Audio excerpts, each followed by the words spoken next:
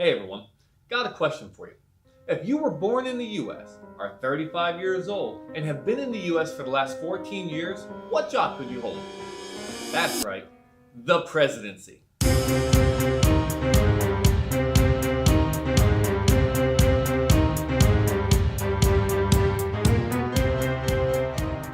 How's it going, everybody? Welcome to Virtual History 360. I'm Mr. Wade, and this is Flipping Civics. As I'm sure you figured out from the introduction, we're going to talk about the executive branch today. Now, I know what you're thinking. You're probably wondering, how am I going to make an entire video about the executive branch when I only have to talk about the president? Boy, do I have good news for you. The executive branch is so much more. So let's get started. Yes, the person in charge of this branch is the president. And you heard the qualifications to become president in the introduction. Did you know that those are the only 3 rules for becoming the president? You see, the Constitution does not mention anything else, like previous experience or military service. You don't have to be a lawyer or even a school board member. You just have to be natural born, live here for at least 14 years, and be 35 years old. Now, the qualifications may be relatively simple, but the process itself is not. We'll go into greater detail later on elections themselves, but I want to take a moment to talk about the Electoral College. Every 4 years, there is a presidential election, but the people do not directly elect the president. Instead, a special group of people called electors do just that. This group pledges to cast their vote for the winner of their state, with the exception of Maine and Nebraska, which split their votes. Now, there are a total of 538 electors. This is equal to the number in the House of Representatives and in the Senate, plus 3 for Washington, D.C. And in order to win the election, the candidate must receive a minimum of 270 electoral votes. If no candidate does, then the election is decided by the House of Representatives.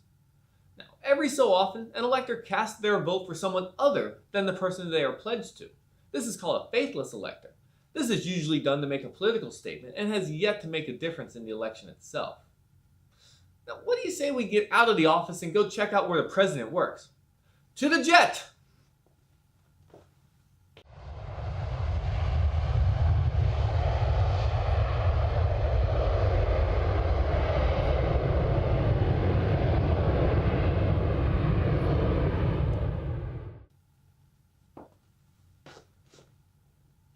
Whoa! Did you see that plane pass by so close? We need to get back on the ground and figure out what just happened. Let's land at the same place as they did. Well, what do you know? This is actually the president's plane. This is Air Force One. How appropriate is it that we got to be buzzed by the president himself? I can't think of a better place to continue this video, so let's keep going. So, where was I? Alright, so if you get elected, your term is for 4 years. But what if you want to run again? Well, today you are limited to just 2 terms. Thanks to FDR. He got elected 4 times. After him, they approved the 22nd Amendment. It got ratified, and that sets the current limit that we have today. But back to you. When you're in office, you are compensated well. The annual salary for the president is $400,000 per year. You also get a staff of about 80 people to take care of your family. Travel is also taken care of for you. Take a look at the specially equipped jet behind me. This is a portable office and command center for the executive. Mobile Oval Office, if you will. Now, you'll also have use of Camp David. Camp David is located about 60 miles from the White House and can serve as a retreat for the president or a place to host foreign dignitaries. But, as I started with, there is more to the executive branch than the president. Well, right off the bat, there's also the vice president. And although the Constitution does not give that person a lot of power, their job is still important.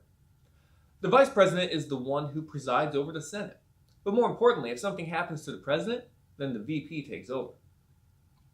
There is an entire line of succession to replace whoever is acting president in the event of a catastrophe.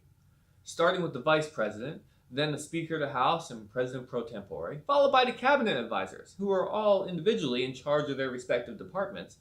And believe it or not, those cabinet advisors are part of the executive branch. See, told you it's more than the president. But I'll tell you what, if you want to learn more about the line of succession, be on the lookout for a video coming up soon, or out already, depending on when you're watching this, Mr. Haber video that talks about presidential succession. It's to die for. But seriously though, the 25th Amendment addresses the questions regarding how to replace the president and then replace the vice president if something happens to him. Alright, we covered a lot. And I think that about covers everything on our level 1. Okay, this is the beginning of our unit on the executive branch.